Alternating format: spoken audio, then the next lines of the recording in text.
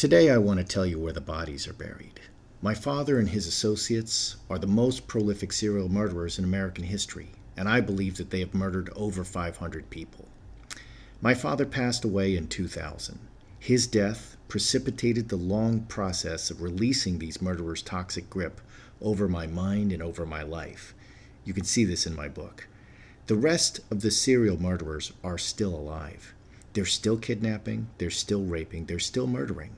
They are the most prolific kidnappers, pedophiles, rapists, and murderers of children, women, and men in United States history.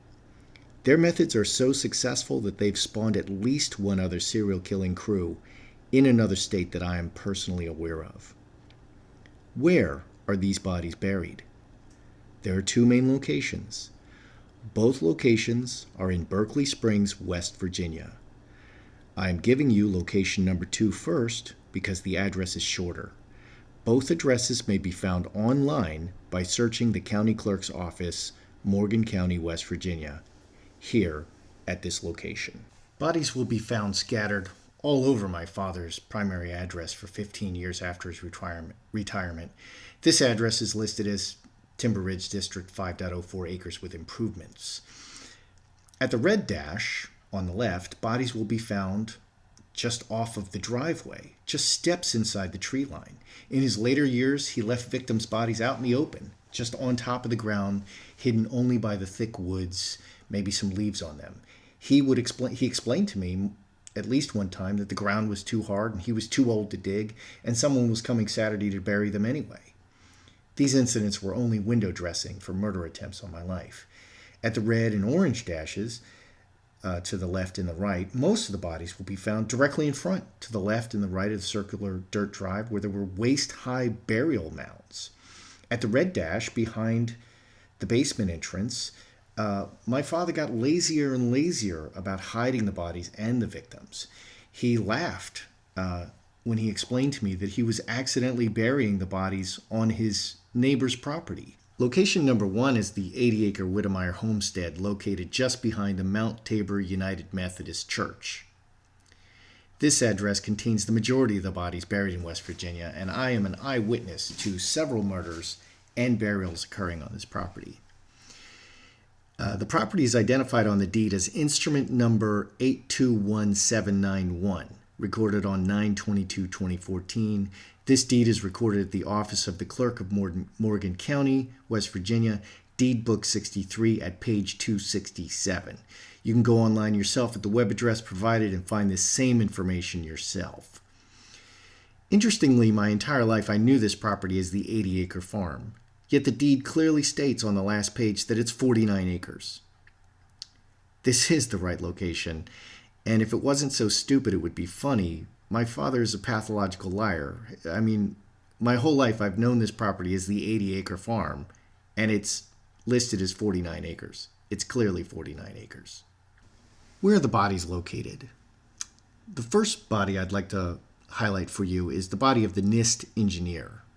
My father worked at NIST for 39 years, the National Institute of Standards and Technology in Gaithersburg, Maryland.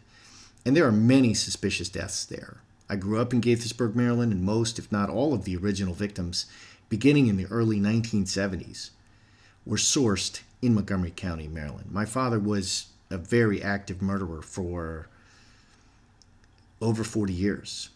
So this NIST engineer, he retired at 46, just like me. He took the VERA, Voluntary Early Retirement Authority, authorized by Congress, just like me. He drove a Corvette. He was the first person I ever met who shaved his head, and he worked out regularly. Shaving his head before it was cool. That was not cool back then. He had a one-way plane ticket scheduled for Thailand a few days after his death. My father took me and this man to the Montgomery County Fair that evening. So it was August. My father burned my face with a cigar several times before stubbing it out on my arm. He punched me in the head. He kicked me with his boots. He ground my face into the hard gravel of the fairgrounds with his boot in front of many witnesses. Later in the bathroom, he emptied his full bladder, peeing all over me and all over my clothes in front of another man. My father claimed 3 victims that night at the Montgomery County Fair. This NIST engineer told my father that he was going to report him for abusing me, child abuse. My father followed him to his apartment, pretending friendliness and pretending like he was apologizing, and forced him into his apartment and shot him with his Glock 3 times in his apartment. This was Maryland in the 1970s, and it was absolutely illegal to carry a concealed weapon. Nevertheless, my father carried a loaded 13-clip Glock 9mm at all times on himself. He solved this problem later, and he got a signed permit from the governor himself, allowing him to carry concealed anywhere. And he also scored an auxiliary police badge. After shooting this man in his apartment, my father rushed me home and told my mother to watch me very carefully. He rushed back to this man's apartment, stuffed him unconscious into the trunk of the car, and brought him into the basement of our Gaithersburg home. My father stripped him naked, broke all his bones below the knees, raped him several hundred times. At least 8 persons participated in the rape and torture of this man. Finally, after 3 days, he was transported to the 80-acre farm, which is really 49 acres, where he was buried 3 times. First, he was buried in the soft earth by the side of the creek because it was easy to dig. He was buried alive, and he kept crawling out. There were 5 persons there for this burial, and I was one of them. I was also scheduled to be murdered that day because this was all my fault, according to my father.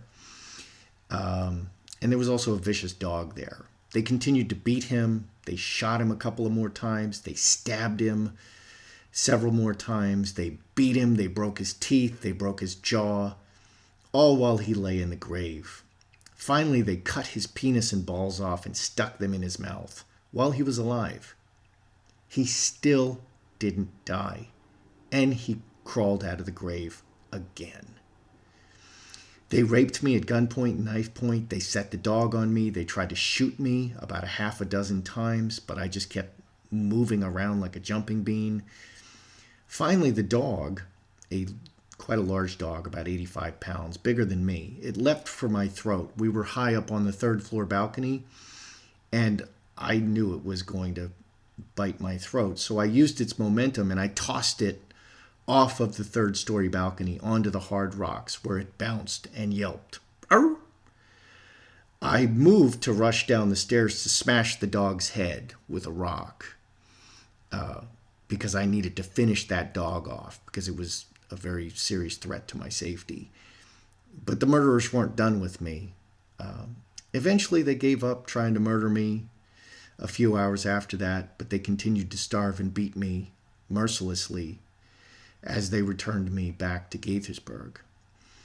The orange marker shows where they first buried him in the soft earth by the creek bed. The green marker shows where, finally, after he was dead, he was buried behind the old rusty tractor.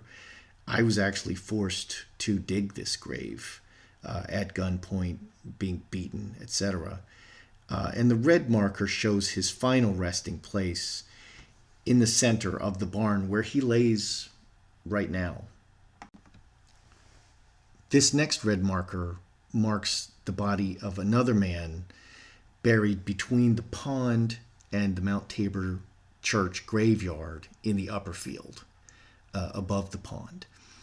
I was not present for this burial, although my father and others repeatedly attempted to stuff me into the trunk on top of this naked, bleeding, beaten, shot man before they transported him alive from Gaithersburg. I know of this gravesite because my father took me dove hunting one day and quail hunting, and he manipulated me into standing right on top of that grave, and then he very laughingly told me what I was standing on. Anyway, this man was a cyclist. He was a born-again Christian. He was very tall. He seemed very tall at the time. I was a small boy. He was over 6 feet tall and very athletic and very slim. My father ran him off the road on his bike using the white Studebaker we owned at the time. It was August again. We had just been at the Montgomery County Fair. My father jumped out of the car with a tire iron and beat the man unconscious before shooting him 3 or 4 times with his gun. He then dragged the man and his bike further into the woods off the road, while I and my brother were in the car. My father hurried to drop us at home. He ordered our mother to watch us very carefully, and then he went back and found the man still alive, but slipping in and out of consciousness. He loaded this man into the trunk and brought him to the basement, where he was shot again, stabbed, stripped naked, raped, and starved. All of this man's bones were systematically broken below the knee so that he couldn't run away. He constantly set the vicious dog on him, who mauled him very terrifyingly. People were very terrified of a vicious dog while they're tied. On the second night, the nude man, freezing in the trunk of the car, clawed his way through the back seat. He put the Studebaker into gear and piloted it down our very steep driveway to crash dramatically into the neighbor's house, garage. A carport, really. The cops, the paramedics, and the neighbors swarmed. Everybody swarmed outside. It was very early, 4 o'clock in the morning. Everyone was sent away, and the man was returned to our basement for more torture. I also called 911 several times, reporting all of these events during the chaos of the police swarm. After this, the serial killers... For future victims, the serial killers would also smash all the bones in the hands and arms of their victims, in addition to the feet and the legs, to prevent them manipulating anything or even crawling away. On the third day, this man was given a thin chicken soup and required to take a shower. My father and mother then raped him in their bed. Before the shower, as he stood there in our kitchen with his bones sticking out of his broken legs like Legos, he smiled at me. He put his huge, bony hand on my head and he spoke kindly to me. This man, who was so broken and so battered and so close to death, he'd been shot and stabbed so many times and mauled by the dog and burned with a blowtorch and raped. He put his hand on my head and he told me that God's angels had been visiting him at night, and he encouraged me.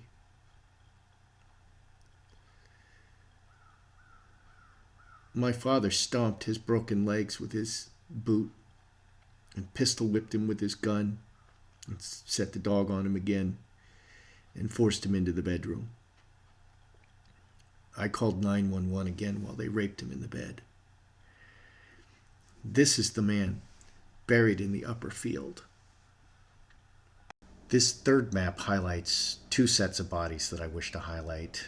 One is a man snatched from a deer hunting expedition, and the other red marker by the house is an entire family that was snatched. So my father took me on a hunting trip in Berkeley Springs with a party of about 25 persons. I was starved for 3 days. I was not permitted to eat or even drink anything, not even water. That evening, I was given a single thin sheet in the December air, and when the fire in the stove went out, I nearly froze to death inside the farmhouse. It got below freezing. The next morning, we went deer hunting with a large group of men and some boys. We met at the local food market owned by the proprietor of this food market that went out of business, I believe, the next year because of the big food chains that were coming into the area. So this man is easily identifiable. He's probably dead by now. My father beat me. He pointed guns at me. He pistol whipped me. He punched me. He stuck his hand in my mouth and forced me to vomit out the few bites of food I managed to get down before he got to me and started choking me and stuck his hand down my throat.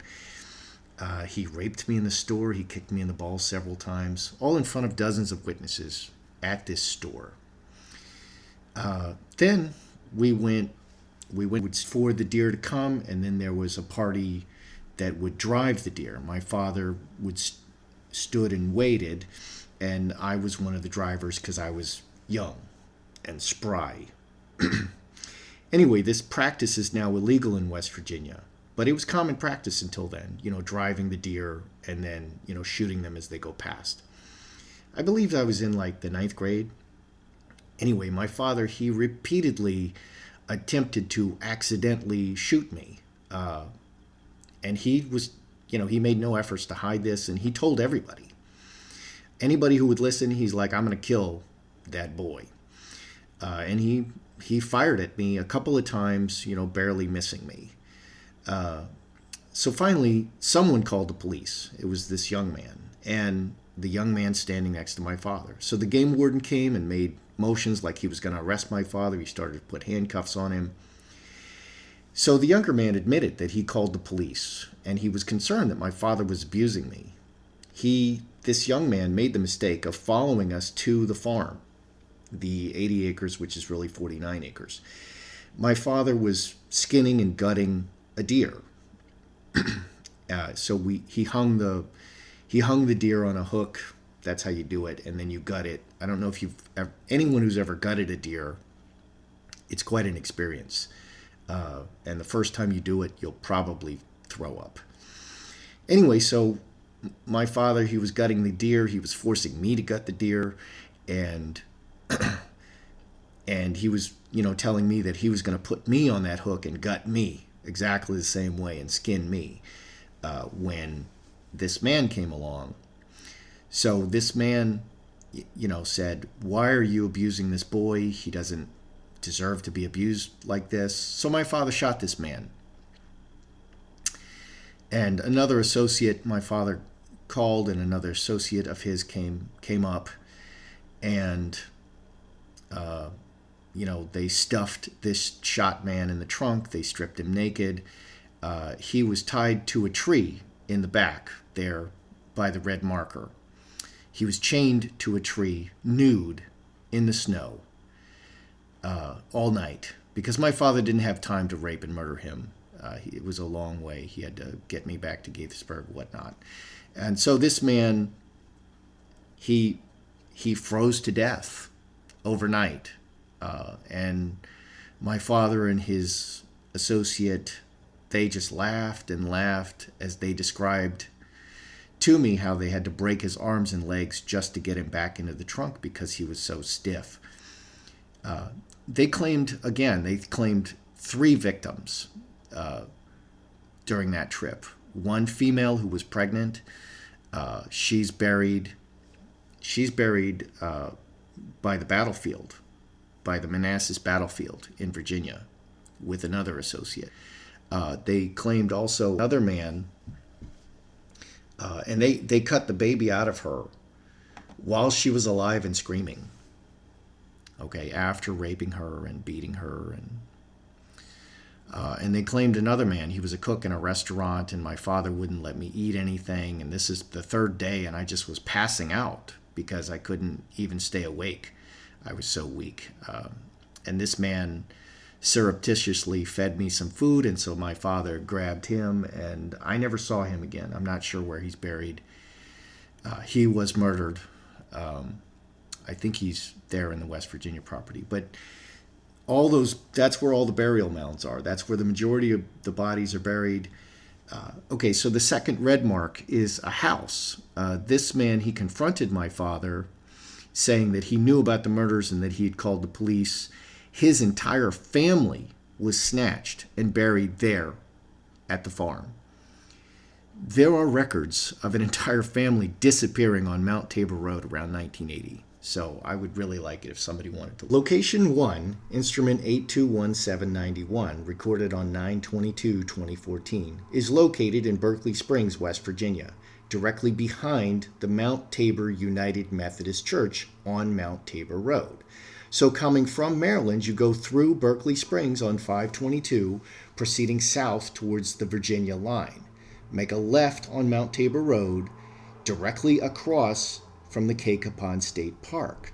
You'll see the Mount Tabor United Methodist Church on your left.